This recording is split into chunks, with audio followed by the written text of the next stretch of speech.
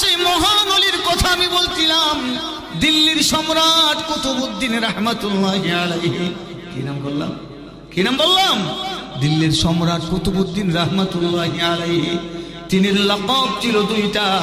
এক নম্বরে তিনির লকব ছিল, তিনি ছিলেন সেই আমলের সম্রাট, মানে বাদশাহ। সুবহানাল্লাহ। এক নম্বরে তিনির লকব ছিল, তিনি বাদশাহ ছিলেন। দুই নম্বরে তিনি ছিলেন দিল্লির মধ্যে আল্লাহ পাকের মহান একজন ওলি বুজুর্গ মানুষ। সেই সময়ে সম্রাট কুতুবউদ্দিন রাহমাতুল্লাহি আলাইহির চেয়ে এত বড় মহান ওলি আল্লাহ আর কেউ। আমরা এমন একজন নবীর উম্মত, এই জন্য পাগল বলি। কি আমরা এমন একজন নবীর উম্মত, এটা আমাদের ক্ষমতার বলে আমরা হতে পারি নাই। আল্লাহ পাক আমাদের উপরে দয়া করেছেন। কে দয়া করেছেন? আল্লাহ। আমার মনের ঘরেতে রেখেছি যারে, দু জাহানের বাদশা নবী কমলিওয়ালা রে, দু জাহানের বাদশা নবী কমলিওয়ালা রে। আমার দয়াল নবী রে, আমার মায়ার নবী রে, হে আমার দয়াল নবী রে, আমার মায়ার নবী রে, দু জাহানের বাদশা নবী কমলিওয়ালা রে, দু জাহানের বাদশা নবী কমলিওয়ালা রে। আমার মনের ঘরেতে রেখেছি যারে, দু জাহানের বাদশা নবী কমলিওয়ালা রে, দু জাহানের বাদশা নবী কমলিওয়ালা রে। মুরা যদি ডানাওয়ালা পাখি হতাম, ওই মদিনা দেখার লাগে উড়ে যাইতাম। মুরা যদি ডানাওয়ালা পাখি হতাম, ওই মদিনা দেখার লাগে উড়ে যাইতাম। হৃদয় জুড়ে দেখতাম আমি, হৃদয় জুড়ে দেখতাম আমি নয়ন ভরে, দু জাহানের বাদশা নবী কমলিওয়ালা রে, দু জাহানের বাদশা নবী কমলিওয়ালা রে। আমার মনের ঘরেতে রেখেছি যারে, দু জাহানের বাদশা নবী কমলিওয়ালা রে, দু জাহানের বাদশা নবী কমলিওয়ালা রে। মারহাবা বলতেন না? আরো যেরকম মারহাবা। আমার প্রাণের ভাইয়েরা, আমাদেরকে আল্লাহ পাক মেহেরবানি করে এমন একজন দামি নবীর উম্মত করে জমিনের উপরে কবুল করেছেন,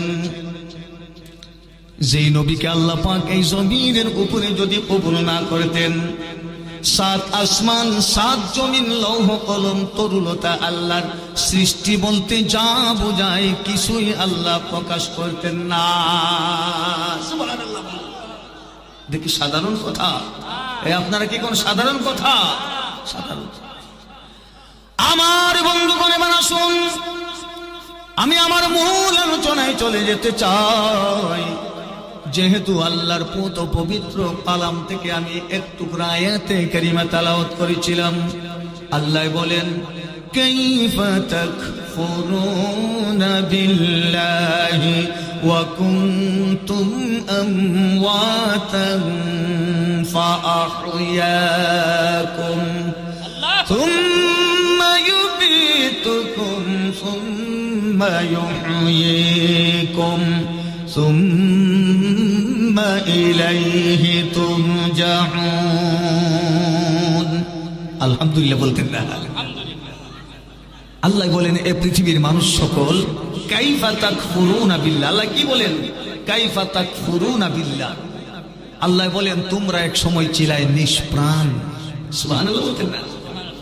তোমরা এক সময় এক প্রাণহীন বস্তুতে পরিণত ছিলাই, তোমাদের দেহের ভিতরে প্রাণ ছিল না। আমাদের কিন্তু এই ভাই সাহেবেরা শুনেন, আমাদের কিন্তু এই দেহের ভিতরে এখন প্রাণ আছে। কোন এক সময় ছিল আমাদের এই দেহের ভিতরে প্রাণ ছিল না। ঘোষণাকার আরো যেরকম ঘোষণাকারী কে? আল্লাহ বলেন, মানুষ গোষ্ঠী শোনো, তোমরা এক প্রাণহীন বস্তুতে পরিণতি ছিলাই, আমি আল্লাহ তোমাদের প্রতি করুণা করেছি, মেহেরবানি করেছি, দয়া করেছি। তোমার এই প্রাণহীন দেহের ভিতরে রূহটুকুন ঢুকাইয়া দিয়েছি। তোমার এই প্রাণহীন দেহের ভিতরে রূহটুকু ঢুকাইয়া দিও। মাত্র কয়েকদিনের মুসাফির করার জন্য জমিনের উপরে আমি আল্লাহ কবুল করেছি।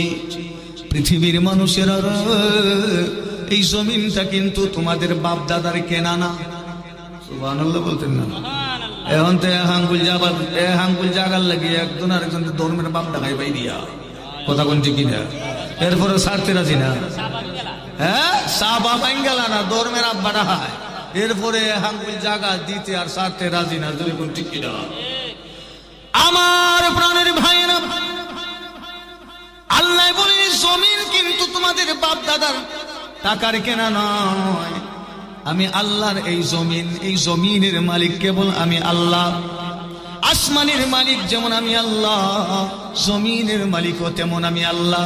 পৃথিবীর মানুষের এই এক কানি জায়গা, দুই কানি জায়গা, পাঁচ কানি জায়গা, 1,000 জায়গা আর 10,000 জায়গা, যতটুকুন আমি তোমারে দান করলাম এটুকুন চিরস্থায়ী নয়, ক্ষণস্থায়ী। জুড়ে কোন ঠিক কিনা? এই দিন তোমার এমন থাকবে না এই জমিনটা তোমাকে ত্যাগ করে, এই জমিনের মায়া মমতা তোমাকে ত্যাগ করে অবশ্যই একদিন চিরতরে অন্ধকার কবরের ভেতরে তোমাকে যেতে হবে। কবর এমন একটা জায়গা, গেলে পরে আর কোনোদিন ফিরে আসবে না। সুবহানাল্লাহ কইতেন না? এই ভাইয়ের আমার ভাষা কি আপনারা বুঝেন? না বুঝার কথা না, কারণ আমি তো ইন্ডিয়ার থেকে আইছি না। ইন্ডিয়া তো আপনাদের দাঁড়ে, ইন্ডিয়া কি আপনাদের দাঁড়ে। আমার প্রাণের ভাইয়েরা, আল্লাহ বলেন হে মানুষ, এই জমিনটা কিন্তু একদিন তোমাকে ছেড়ে দিতে হবে। এই জন্য কোন পাগল বলেন জমিনটা তোমাকে একদিন ছেড়ে দিয়ে অনন্তকালের জন্য তোমাকে অন্ধকার কবরের ভিতরে ঘুমিয়ে থাকতে হবে। আমি আল্লাহ পাক এমন ঘুম তোমাকে করাবো যেই ঘুমের মধ্যে তোমারে আর কোনোদিন কিয়ামতের আগেও আর কোনোদিন কেউ ডিস্টার্ব করবে না। ঘোষণাকার, আরে জোরে কোন ঘোষণাকার। আমার প্রাণের ভাইয়েরা, আল্লাহ বলে এই প্রাণহীন দেহের ভিতরে রূহটুকুন ঢুকাইয়া দিয়া মাত্র কয়েকদিনের মুসাফির করার জন্য এই জমিনের উপরে তোমার আমি আল্লাহ পাঠাইয়া দিলাম। মনে রাখবা, আমি আল্লাহ যদি ইচ্ছা করতাম তোমাকে, তোমার মাথার উপরে যে আসমানটা দেখো, এই আসমান থেকে আমি আল্লাহ সৃজন মতে রহমতের বৃষ্টি আমি অবতরণ করে থাকি। হে পৃথিবীর ক্ষমাধর মানুষ গোষ্ঠী, হে পৃথিবীর ক্ষমতাশালী মানুষ গোষ্ঠী, তোমরা তো এই জমিনের উপরে অনেক ক্ষমতা প্রয়োগ করতে চাও। মাঝে মধ্যে আমি আল্লাহর সাথেও জিহাদ করার তোমরা চেষ্টা করো। নাউজুবিল্লাহ বলতেন না?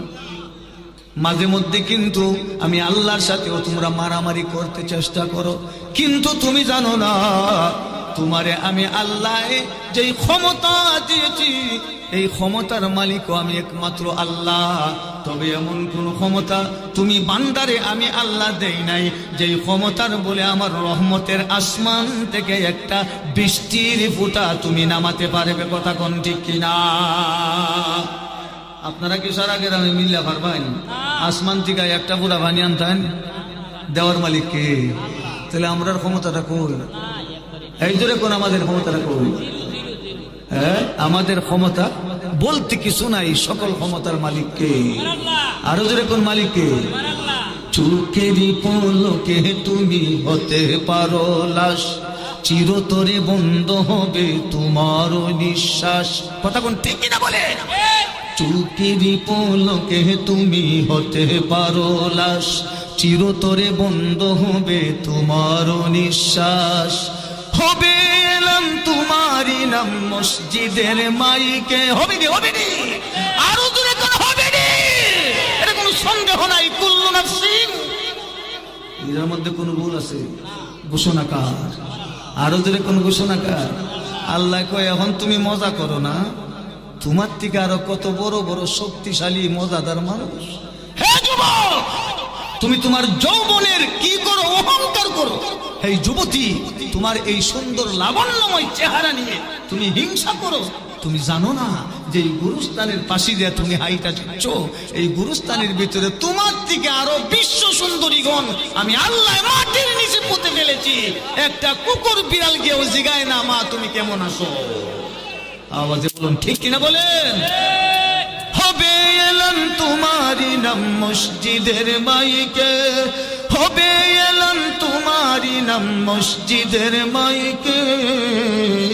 বাড়িওয়ালা নাই রে, বাড়ি নাই রে দুনিয়াতে, বাড়িওয়ালা নাই রে, বাড়ি নাই রে দুনিয়াতে, বাড়িওয়ালা নাই রে, বাড়ি নাই রে দুনিয়াতে, বাড়িওয়ালা নাই রে, বাড়ি নাই রে দুনিয়াতে। চোখেরই পলকে তুমি হতে পারো লাশ, চিরতরে বন্ধ হবে তোমার নিঃশ্বাস। হবে এলাম তোমারি নাম মসজিদের মাইকে, হবে এলাম তোমারি নাম মসজিদের মাইকে। বাড়িওয়ালা নাই রে, বাড়ি নাই রে দুনিয়াতে, বাড়িওয়ালা নাই রে, বাড়ি নাই রে দুনিয়াতে, বাড়িওয়ালা নাই রে, বাড়ি নাই রে দুনিয়াতে, বাড়িওয়ালা নাই রে, বাড়ি নাই রে দুনিয়াতে। তোমার ভয়ে কাঁপতো মানুষ ছিল বাহাদুরি। আহা, একটার সাথে লাগিয়ে হয়, বেশি মাতলে জন্মের আব্বার খাইব, হয় কি হয় না? হ্যাঁ, ওর বেশি মাতলে একবারই দেয়া তোরা হুতাই লিব, এমন হুতানি তোরে হুতাইম, একবার খবর না ঢুকাইব।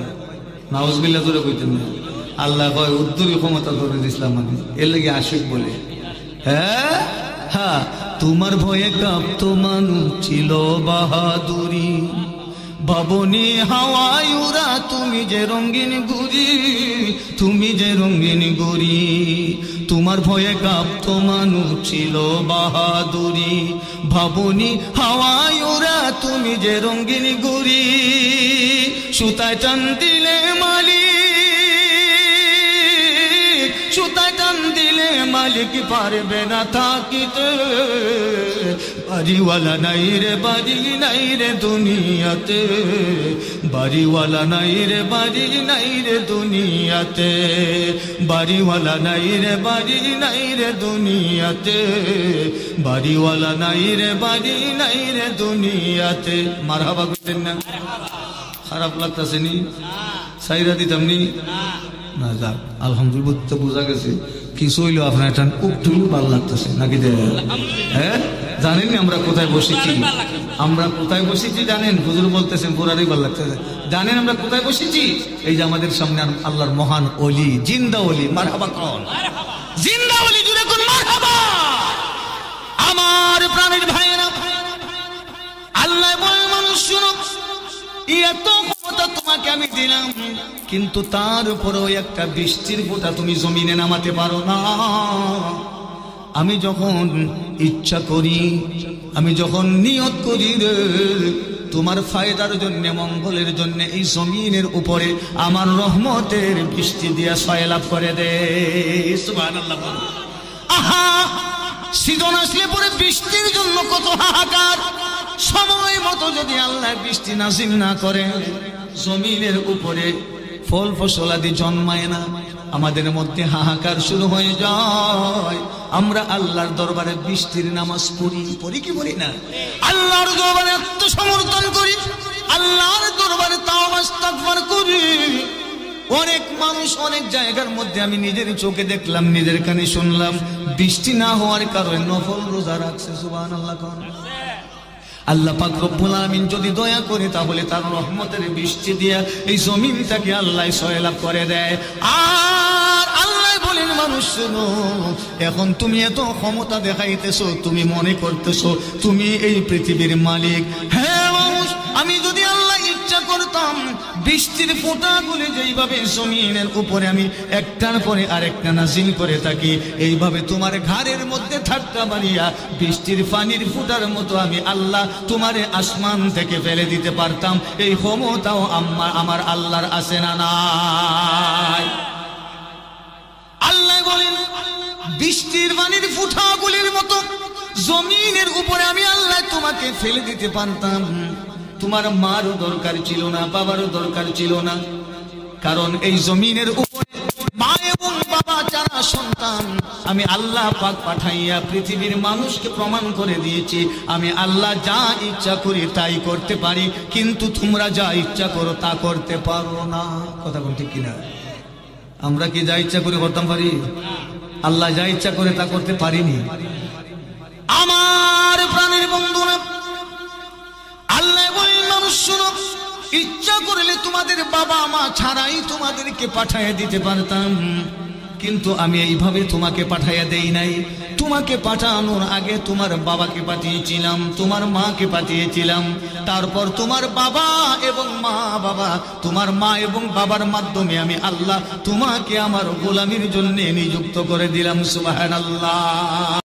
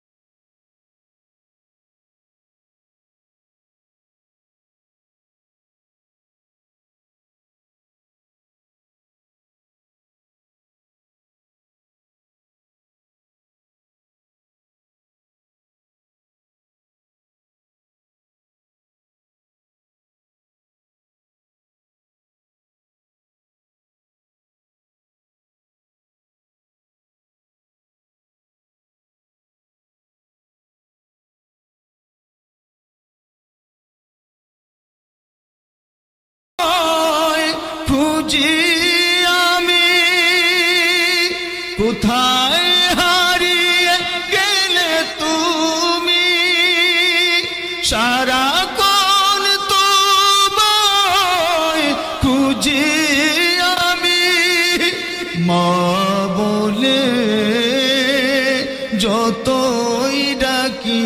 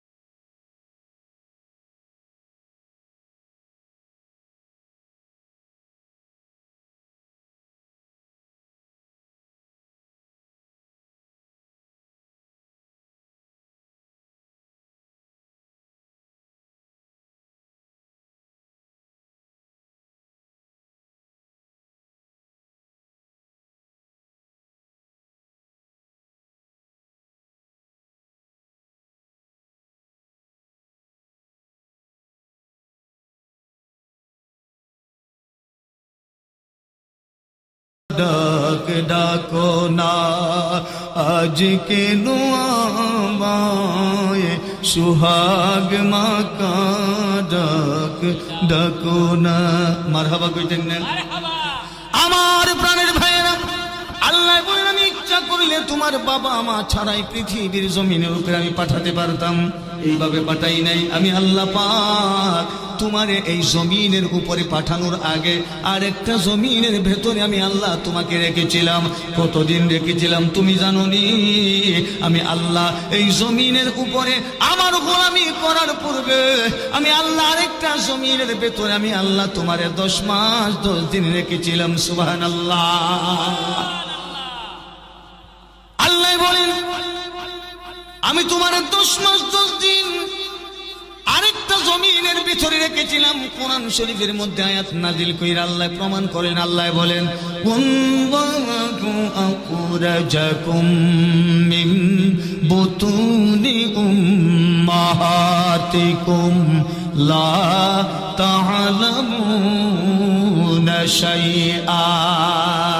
ঘোষণাকার আল্লাহ বলেন 10 মাস 10 দিন তোমার মায়ের গর্ভের ভিতরে আমি আল্লাহ রেখেছিলাম।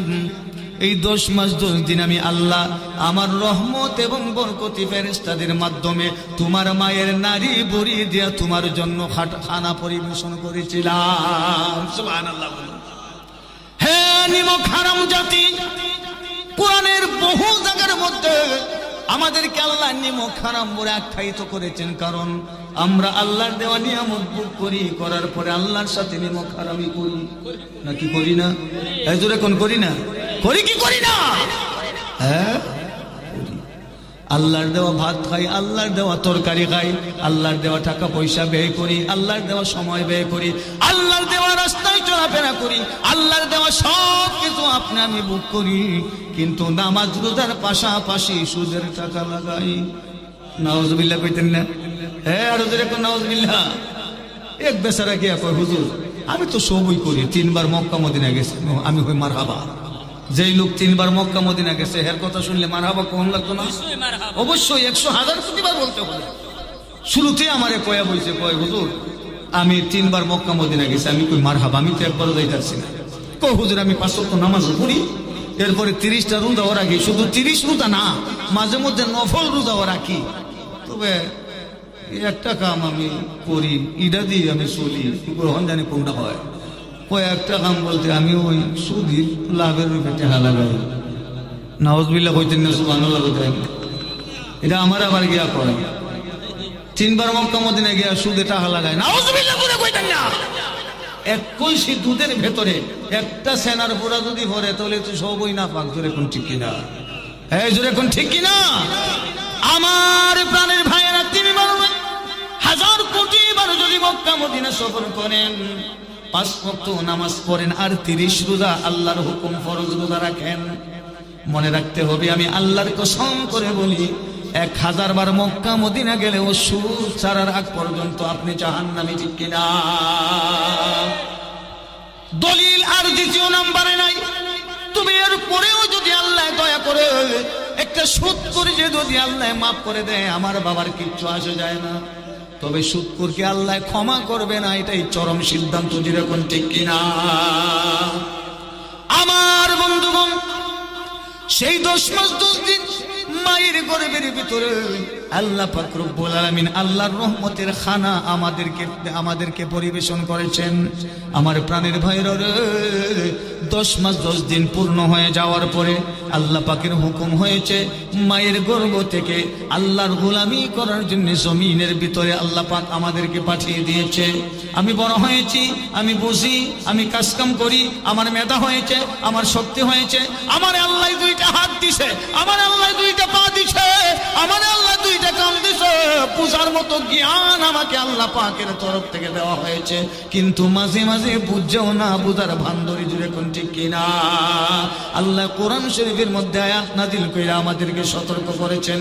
আল্লাহ বলেন, পৃথিবীর মানুষের সব মানুষের দাম কিন্তু আমি আল্লাহর কাছে এক সমান না। আরো আসতে কোনটি? জুড়ে কোন ঠিক কিনা? সব মানুষের দাম কি আল্লাহর কাছে একরকম নাকি? যে বাজায় নামাজ ছাড়, সে নামাজ পড়ে না, আর একজনে নামাজ পড়ে, এই 2 জনের ওজন আর এই 2 জনের মূল্য কি আল্লাহর কাছে সমান নাকি? দূরে কোন সমান? এক বেচারা দিনে 3 বার খাওয়ার কথা 1 বার খায়, কিন্তু তারপরও নামাজ ছাড়ে না, সুদ ঘুষের ধারে কাছে যায় না। আর আরেক লোকে কি করে? নামাজও পড়ে আবার সুদও খায়। নাউজুবিল্লাহ। এইরকম মানুষও আছে।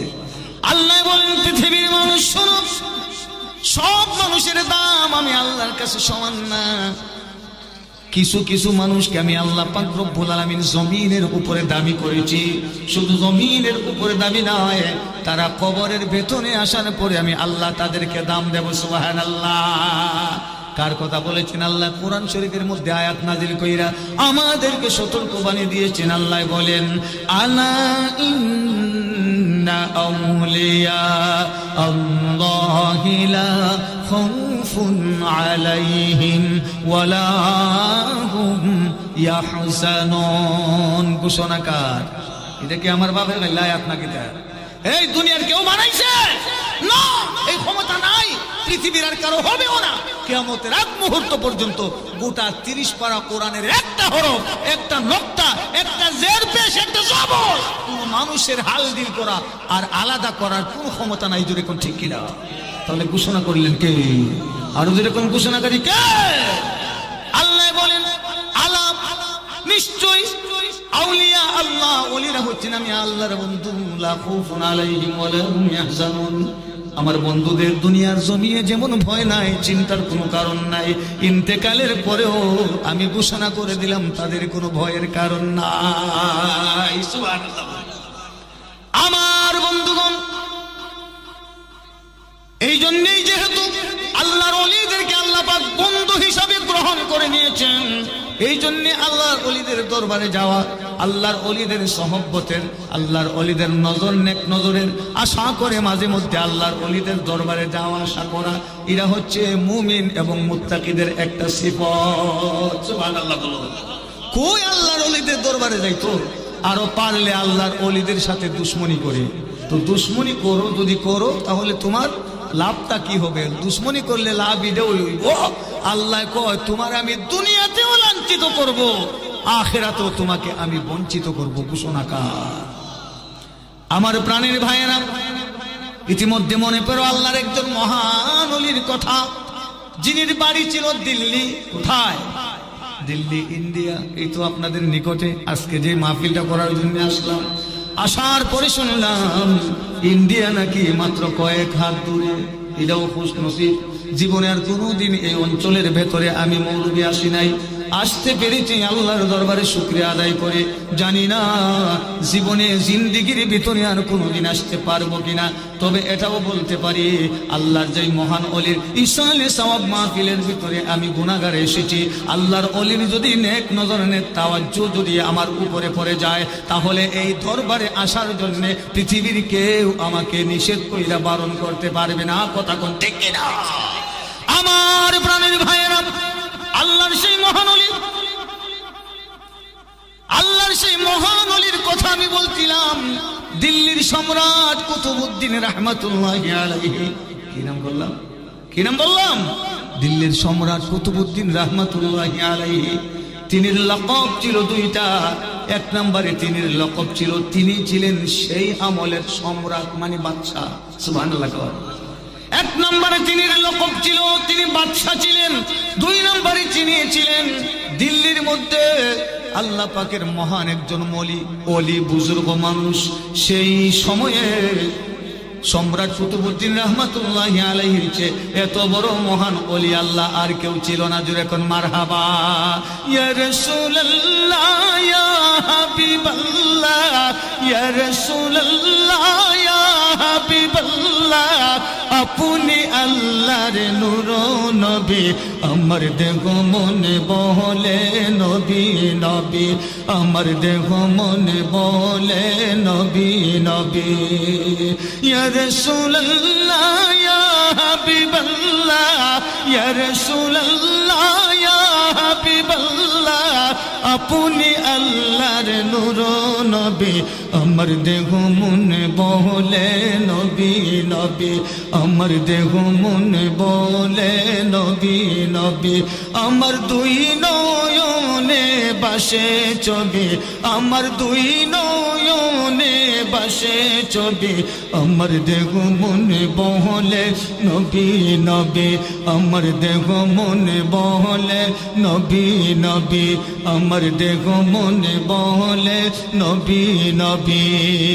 সাইয়্যিদুল আম্বিয়া পাঠাইলেন সেই কিবরিয়া, সাইয়্যিদুল আম্বিয়া পাঠাইলেন সেই কিবরিয়া, শুনাইতে কুরআনের বাণী, হায় হায় শুনাইতে কুরআনের বাণী।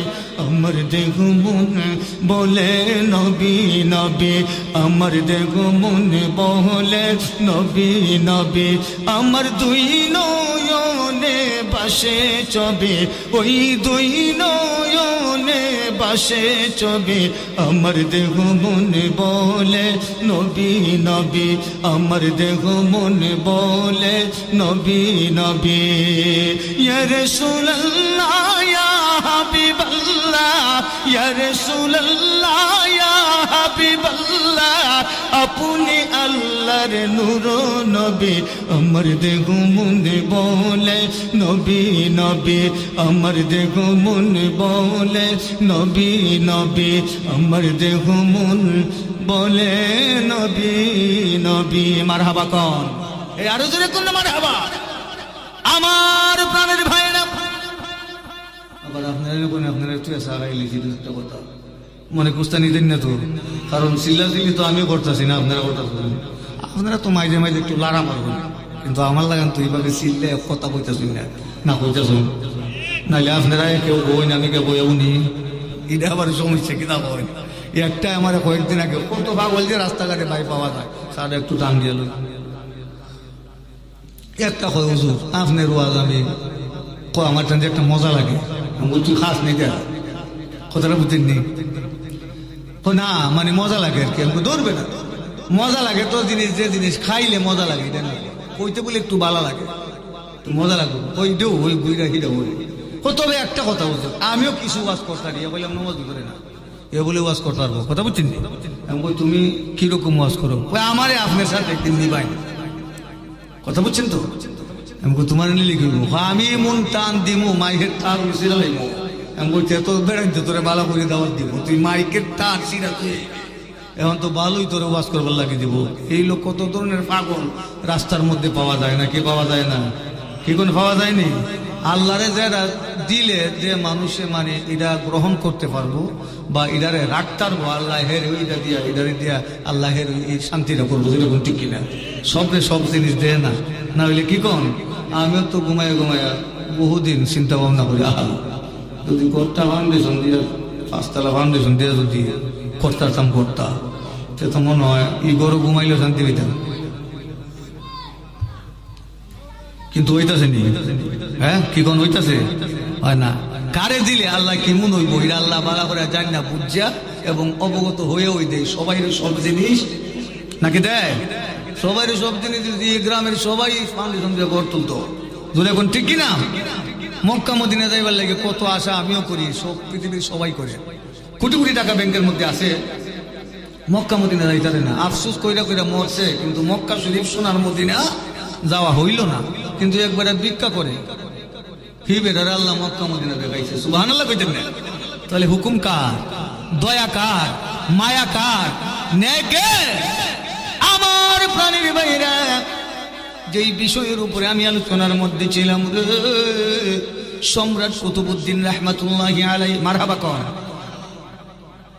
সম্রাট কুতুবউদ্দিন রাহমাতুল্লাহি আলাইহি দিনের বেলা রাজ সিংহাসনের মধ্যে বসে রাজ্য পরিচালনা করে, আর রাত যখন হয়ে যায় রাতের আধারে এই দিল্লির বাড়িতে বাড়িতে, রাস্তায় রাস্তায়, ঘরে ঘরে, মানুষের দুয়ারে দুয়ারে চক্কর দেয় আর ঘোরাঘুরি করে।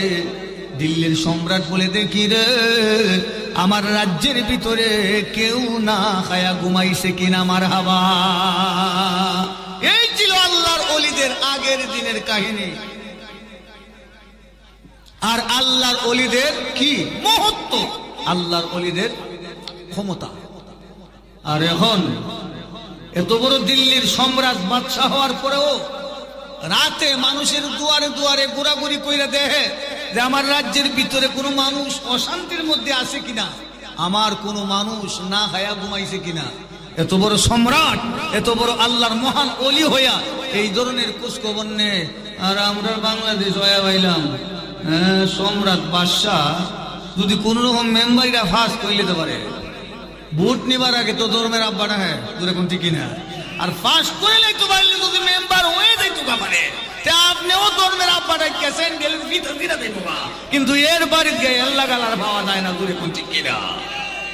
কারে আল্লাহ সম্রাটি দিত আর কারে আল্লাহ কি করতো, এটা একমাত্র আল্লাহ ভালো জানে, দূরে কোন ঠিক কিনা। আমার প্রাণের বাইরে দিল্লির সম্রাট বাবা কুতুবউদ্দিন রাহমাতুল্লাহি আলাইহি দিনের বেলা রাজপ্রাসাদের মধ্যে, রাজ্যের মধ্যে, রাজ সিংহাসনের মধ্যে বসা অবস্থায়, এমত অবস্থায় হঠাৎ করে একজন বৃদ্ধা মহিলা, আমার দিকে তাকান, এই ভাইয়ের আমার দিকে তাকান, হঠাৎ করে একজন বৃদ্ধা মহিলা লাঠির উপর ভর করে করে দিল্লির সম্রাটের সামনে আইসা বলতেছেন, দিল্লির সম্রাট, আমি আপনার কাছে এসেছি একটা নালিশ নিয়া। বাবা সম্রাট কুতুবউদ্দিন রহমাতুল্লাহ বলেন, ও মা, কি অভিযোগ আপনি নিয়ে আমার দরবারে আসলেন? এবার ওই বৃদ্ধা মহিলা বলে, বাবা রে, মাত্র কয়েকদিন আগে আমার ছেলেটাকে বিয়া করাইছি। কি করাইছি? ছেলেটাকে বিয়া করাইছি। তবে হে দিল্লির সম্রাট, আপনি শুনুন, আপনি আমাকে ভালো করে চিনেন কিনা আমি জানি না। দিল্লির সম্রাট বলেন, মা আমার, আপনাকে আমার অত বেশি চিনার কোনো দরকার নাই। আপনি তো আমার রাজ্যের ভিতরের মানুষ নাকি অন্য রাজ্যের? বলে না, আমি আপনার রাজ্যের ভিতরের লোক। বলে তাহলে শুনুন, ও বাবা সম্রাট, আমি কিন্তু মুসলমান না, আমি কিন্তু হিন্দু মহিলা। কি হিন্দু মহিলা? ও বাবা সম্রাট কুতুবউদ্দিনের, আমি একজন হিন্দু মানুষ, আমি বুড়া মানুষ, আমার একটি মাত্র সন্তান, আমার স্বামীও দুনিয়াতে নাই, মারা গেছে বহু বছর আগে। আমার এই ছেলেটাকে মাত্র কয়েকদিন আগে নতুন বিয়া করাইছি। আমার নতুন পুত্রবধূ আমার বাড়িতে আসে। দিন যখন হয়, দিনের বেলায় বড় আনন্দের সাথে আমরা চলাফেরা করি, কিন্তু রাত্র হয়ে গেলে পরে আমার ছেলে আমার আর ছেলের বউটাকে ঘরের ভিতরে নিয়ে ঘুমাইতে পারে না। রাতের অন্ধকারে কে জানি গো, একটা লম্পট চরিত্রহীন যুবক আইসা আমার পুত্রবধূর ইজ্জত নষ্ট করার জন্য আমার ঘরের মধ্যে হামলা দেয়। নাউজুবিল্লাহ। এই মোর লম্পট এখনো আসে না নাই? আসে না নাই? বাবা সম্রাট কুতুবউদ্দিন রহমাতুল্লাহি আলাইহি বলেন, আপনার বাড়ি যদি আমার রাজ্যের ভিতরে হয়ে থাকে, আমি আপনাকে কথা দিলাম, এই দায়িত্ব আমি আপনার জন্য নিলাম। আর কোনদিন আপনার বাড়িতে এসে কেউ এই ধরনের সাহস করতে পারবে না। আপনি এখন চলে যান, আপনি এই ব্যাপারে কোনো চিন্তা করবেন না। বৃদ্ধা মহিলা, হিন্দু বৃদ্ধা মহিলা বলে, বাবারে, যদি আর কোনদিন আমার পুত্রবধূর ইজ্জত নষ্ট করার জন্য কোন ছেলে আসে, তাহলে তার জন্য কিয়ামতের মুসিবতের ময়দানে আল্লাহর আদালতে তুমি সম্রাটের বিরুদ্ধে আমি আল্লাহর আদালতে বিচার দায়ের করব। আমি আল্লাহর কাছে বিচার দিব কিয়ামতে। আর না হয় তুমি আমার পুত্রবধূর ইজ্জত হননকারীকে ধ্বংস করে দাও, তুমি তাকে যেইভাবে হোক প্রতিহত করো। এই কথা বলে এই দিল্লির সম্রাটের বাড়ি থেকে হিন্দু মহিলা বাড়িতে চলে গেছে। ওই দিন যখন চলে গেল, রাতের অন্ধকার যখন চলে আসলো, দিনের পরে রাত আসে, রাতের পরে দিন, ঠিক কিনা বলুন? দিনের পরে রাত আসে, রাতের পরে দিন, দিনের পরে রাত আসে, রাতের পরে দিন,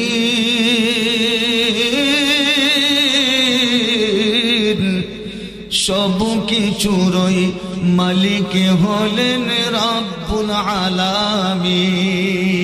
ঠিক না বলেন?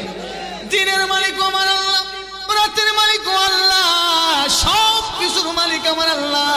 এবার দিন যখন শেষ হয়ে গেল, রাতের অন্ধকার চলে আসলো, বাবা সম্রাট কুতুবউদ্দিন রহমাতুল্লাহি আলাইহি, দিল্লির সম্রাট কুতুবউদ্দিন রহমাতুল্লাহি আলাইহি এই কথাটা মাথার মধ্যে রয়ে গেছে। আহারে, আমার রাজ্যের ভেতরে এই হিন্দু মহিলাটা আমার সামনে যে কথাটা বলে গেল, আমি যদি তার পুত্রবধূর ইজ্জত হরণকারীকে আমি যদি প্রতিহত না করতে পারি, আল্লাহর আদালতে কিয়ামতের দিবসে নাকি আমার বিরুদ্ধে আল্লাহর কাছে বিচারে দেবে। এটা কি করে হয়? এটা কি করে হতে পারে? এই চিন্তা ফিকিরে করে রাত যখন চলে আসলো, এশার নামাজ আদায় করলেন। এশার নামাজ আদায় করার পরে নিজের রাত প্রাসাদ ছেড়ে দিয়ে ওই দিল্লির সম্রাট, এত বড় সম্রাট হইয়া হিন্দুর বাড়ি পাহারা দেওয়ার জন্য তার বাড়িতে চলে গেলেন। চিল্লাইয়া বলেন না মারহাবা। আমরার মতো মানুষ হইলে কইলাম ওতলাতে খরচা কইরা আমি একজন চেয়ারম্যান হইছি, মুসলমান হইলে এক কথা আছে, হিন্দু ইদার সাথে আমার কি সম্পর্ক? তুই মর না, তুই জাহান নামে জানা ওজবিল্লা কর না, এটা ঠিক না। আমরা যেমন আল্লাহর বান্দা, আমরা যেমন আল্লাহর সৃষ্টি, হিন্দু খ্রিস্টান ইহুদিরাও একই আল্লাহর সৃষ্টি, যেরকম ঠিক কিনা? তাদের প্রতি আমরা অমানবিক আচরণ করতে পারি না, তাদের সাথে আমরা কি করতে পারি না? হিংসা বিদ্বেষ করতে পারি না, তাদের উপরে আমরা জুলুম করতে পারি না। যদি করি তাহলে কিয়ামতে এর জন্য আমাকে আসামি হতে হবে, যেরকম ঠিক কিনা? এইভাবে না, এইভাবে না। যদি আপনি পারেন, একজন হিন্দু মানুষ, তার ঘর নাই, বাড়ি নাই, চলতে পারে না, খাইতে পারে না, বিধবা, স্বামী মারা গেছে, আপনি যদি পারেন তাহলে তার জন্য খাওয়া পড়ার ব্যবস্থা করেন, একটা ঘর নির্মাণ করে দেন। আল্লাহ কিয়ামতে তার যাজা বদলা আল্লাহ আপনার দিব, ঠিক কিনা? এই জন্য কি হিন্দু হইলে কি আর ঘর বাড়ি গা ফিরালি তাই? এটা কোন কোরআন আছে, কোন হাদিস আছে? আমার প্রাণের ভাইরা, সবাই আমরা এক আল্লাহর সৃষ্টি। হয়তোবা দিন মানতেছে না, কালেমার ছায়ার তলে আসতেছে না, মুসলমান হয় না, তাই বলে তার উপরে জুলুম করার কোনো ক্ষমতা আল্লাহ রাসূল বলে নাই, ঠিক না বলুন? এই জন্য আল্লাহর ওলিদের দরবারে যাওয়া, আল্লাহর ওলিদের দরবারে গেলে পরে আত্মশুদ্ধি হয়, আল্লাহর ওলিদের দরবারে গেলে পরে এই ধরনের কিছু দিক নির্দেশনা পাওয়া যায়, ঠিক কিনা? আপনি এমনি এমনি, আপনি একা একাই মন থেকে আপনি এইগুলি করা সম্ভব হবে না। আল্লাহর ওলিদের দরবারে গেলে পরে আল্লাহর ওলিদের সুহবত পাইয়া, আল্লাহর ওলিদের নেক নজর পাইয়া দেখবেন একটা জিরো মানুষ হিরো মানুষে পরিণত হয়ে গেছে, ঠিক কিনা? আমি সংক্ষেপে 2 মিনিটের ভিতরে আলোচনা করব। হুজুর এসে গেছেন, আমি বুঝতে পেরেছি। আর যাই হোক, যে কথাটা বলতেছিলাম, এবার দিল্লির সম্রাট রাতের বেলা চলে গেল হিন্দু মহিলার বাড়িতে। রাত যখন একটু বেশি হইল, রাতের গভীরে হঠাৎ করে শোনা যায় এই বৃদ্ধা মহিলা ঘরের ভেতর থেকে চিৎকার মাইরা কয়, কই তোমরা কে, কোথায় আছো রে? আমার পুত্রবধূর ইজ্জত নষ্ট করার জন্য লম্পট আমার ঘরের ভিতরে প্রবেশ করেছে। আসলে যে চিৎকারটা দিয়েছে হিন্দু মহিলা, আর বাবা সম্রাট কুতুবউদ্দিন রাহমাতুল্লাহি আলাইহি ওনার ঘরের বাহিরে ঘরের কোণার মধ্যে দাঁড়ানো অবস্থায় ছিলেন। যেই মুহূর্তে এই বৃদ্ধা মহিলার চিৎকার কান্নার আওয়াজ তিনি শুনতে পারলেন, বিলম্ব না করিয়া একটা ধাক্কা মারিয়া ঘরের ভিতরে দুইকা গেলেন। চিল্লে বলুন সুবহানাল্লাহ। ঘরের ভিতরে ঢুকা মাত্রই এবার দিল্লির সম্রাট বাবা কুতুবউদ্দিন রাহমাতুল্লাহ বলেন, ও বৃদ্ধা মহিলা, আমার মা, আমি এসে গেছি, ভয়ের কোনো কারণ নাই, আমি সম্রাট, তোমাকে আমি একটা হুকুম করলাম, তোমার ঘরের ভিতরে যে বাতিটা আছে, বাতিটা তুমি অফ কইরা দাও। সুবহানাল্লাহ, অফ কইরা দেওয়া হইল। 2-1 মিনিট পরে আবার বললেন, ও মা, ও আল্লাহর বান্দি, আরেকটা কাজ করেন, এবার ওই বাতিটা আগের মতো জ্বালাইয়া দেন। সুবহানাল্লাহ কইতেন না? এখানে 2টা কথা। 3য় নম্বরে বললেন, ও মা, আমার পানির বড় পিপাসা লেগেছে, দয়া করে আমাকে 1 গ্লাস পানি পান করানোর জন্য আমাকে দেন। 1 গ্লাস পানি দেওয়া হইল। তারপরে পানিটুকুন খাইয়া দিল্লির সম্রাট বাবা কুতুবউদ্দিন রাহমাতুল্লাহ বলেন, আলহামদুলিল্লাহ। সুবহানাল্লাহ বলেন। পানি পান করার সাথে সাথে আলহামদুলিল্লাহ বলে আল্লাহর শুকরিয়া আদায় করে নিলেন। এবার সম্রাট বলতেছেন, মা, আমার দায়িত্ব শেষ, আমাকে এবার যাওয়ার জন্য বিদায় দেও। হিন্দু মহিলা বড় কি জ্ঞানী ছিল, বাবা সম্রাট, তোমাকে যেতে দেব, তবে এইভাবে না, এই 3টা প্রশ্ন তুমি আমাকে করেছিলে, এই 3টা প্রশ্নের জবাব না দিলে আমি কিন্তু তোমারে আমার ঘর থেকে যাইতে দেব না। বলে কি, কেন? বলে 1 নম্বর হচ্ছে, তুমি আমাকে বাতি নিবানোর কথা কেন বলছিলে? এবার সম্রাট বলেন, মা গো, বাতি নিবানোর জন্য আমি এই জন্যই বলেছি, তুমি যে আমার দরবারে যাইয়া কয়েকদিন আগে বিচার দায়ের করেছিলে, আমাকে নালিশ করেছিলে, আমি তো তোমাকে ওয়াদা দিয়েছিলাম তোমার পুত্রবধূর ইজ্জত হননকারীকে আমি শেষ করে দেব বাতি নিবানোর জন্য।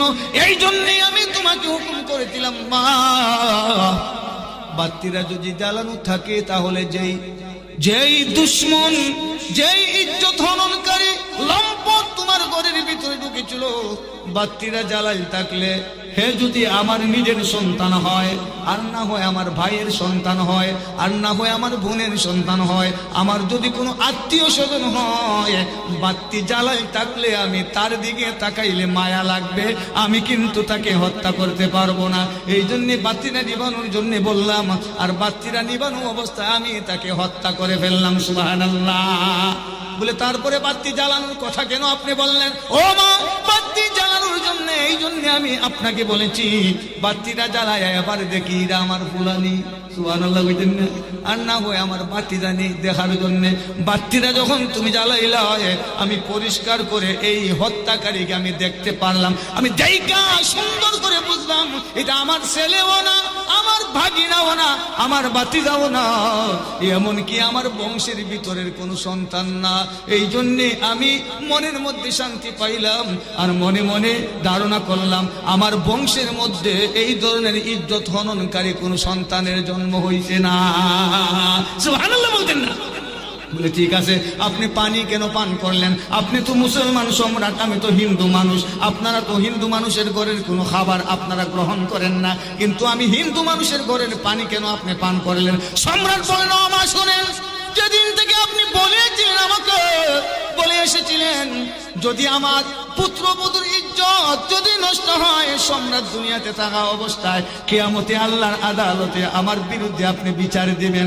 ওই দিন থেকে আমি নিয়ত করেছিলাম যতদিন পর্যন্ত আপনার পুত্রবধূর ইজ্জত হননকারী ওই লম্পটকে আমি দুনিয়া থেকে বিদায় না করে দেব, ততদিন পর্যন্ত এক গ্লাস পানিও আমি পান করব না। আমি এতদিন পর্যন্ত পানি খাই নাই। আজকে যখন আপনার পুত্রবধূর ইজ্জত হননকারীকে ধ্বংস করে চির বিদায় করে দুনিয়া থেকে আমি হত্যা করে বিদায় করে দিলাম, সঙ্গে সঙ্গে আমি তোমাকে পানি এনে দেওয়ার জন্য আমি তোমাকে হুকুম করলাম। তুমি যখন আমাকে পানি দিলে আমি পানি পান করে আলহামদুলিল্লাহ বলে আল্লাহর শুকরিয়া আদায় করে আমি আমার জীবন বাঁচাইলাম। সুবহানাল্লাহ। এবার হিন্দু মহিলা কই আমি বইয়া রইছি, সুবহানাল্লাহ কইতেন না? আমরা যাই মারার লাগি আর আল্লাহর ওলিরা কি করে কৌশল অবলম্বন করে। হিন্দু মহিলা হয় কই আমি বইসা রইছি, কোন দেবতার পূজা আমি করি? আমি মূর্তির পূজা করি, যেই মূর্তির সামনে খাবার দিলে খায় না, যেই মূর্তির সামনে খাবার দিলে মাসি আর মশায় খাবার সিনাইয়া নেয়, মূর্তি কয় না রাখ আমি খাইতাম, কয়নি হয় না। হিন্দু মহিলা মনে মনে ধারণা করলো যেই মূর্তিকে আমি খোদা মানি, দেবতা মানি, আল্লাহ মানি, সৃষ্টিকর্তা মানি, এই মূর্তি তো আমার কোন সুবিধা অসুবিধা করতে পারে না। আল্লাহর মহান ওলি সম্রাট কুতুবউদ্দিন রাহমাতুল্লাহি আলাইহি আমার এত বড় উপকার করলো মহান মানুষ। এই মহান মানুষের কদম যদি আমি ছেড়ে দেই তাহলে আর জীবনে আমি পাবো কিনা? জোরে কোন সুবহানাল্লাহ। আর দেরি করলো না, আর বিলম্ব করলো না, আল্লাহর সেই মহান ওলি কুতুবউদ্দিন রাহমাতুল্লাহি আলাইহি কদমে ধরে কালেমা পড়ে মুসলমান হয়ে যায়। সুবহানাল্লাহ বলো। এই জন্য আসুন, আমরা সময় আছে হয়তোবা কি বলতাম, সময় কি আছে, আল্লাহর ওলিরা, এই তো আল্লাহর মহান ওলি, জিন্দা ওলি ঘুমিয়ে আছে, আমরা ওনার সহবতে যাই, আমরা যতটুকুন পারি ওনার সহবতে, ওনার নজরে থাকার চেষ্টা করি। আমি আসার পরে শুনলাম আল্লাহর ওলি এত বড় মহান ওলি ছিলেন, এলাকার মধ্যে এমন কোনো মানুষ নাই, শুধু এলাকা না, বহু দূর দূরান্তের মানুষ আল্লাহর ওলিকে চিনে এবং জানে। আজকের মাহফিল আল্লাহর ওলির উসিলায় যেন কবুল করে সকলে বলে আমিন। সম্মানিত হাজিরিন, এই মাহফিলটা আসলে আজকে তো নতুন না, প্রতি বছর হয় নাকি হয় না? এই মাহফিলটা প্রতি বছর হয়নি। এই মাহফিলটা হতে গিয়ে অনেক টাকা পয়সা ব্যয় হয় নাকি হয় না? এগুলো আপনারাই দেন, আপনারাই সহযোগিতা করেন। আপনাদের সহযোগিতার মাধ্যমে এই মাহফিলটা এত সুন্দর সাজানো হয়, বাগানটা সুন্দর করে সাজানো হয়। তো আগামী বছরও এই মাহফিলটা হয়তো আমরা চাই কি চাই না? আরো জোরে এখন চাই কিনা? আগামী বছর যদি এই মাহফিলটা হয়তো আমরা চাই। আচ্ছা যাক, মারহাবা। হ্যাঁ, আমার হুজুর বলতেছেন মাহফিলের জন্য না, ঘরের জন্য। মারহাবা কন? হ্যাঁ ঠিক আছে, আলহামদুলিল্লাহ, বড় সুন্দর উদ্যোগ। মাহফিল তো হবেই, মারহাবা কইতেন না, কিন্তু যেই ঘরটা নির্মাণ করার জন্য হুজুর নিয়ত করেছেন, এই ঘরটা অতি শীঘ্রই হয়ে যাক। আমরা প্রত্যেকেই সহযোগিতার হাত বাড়িয়ে দিতে হবে, যেরকম ঠিক কিনা। আমি সর্বপ্রথম আমার একজন আল্লাহর মহান ওলির ভক্ত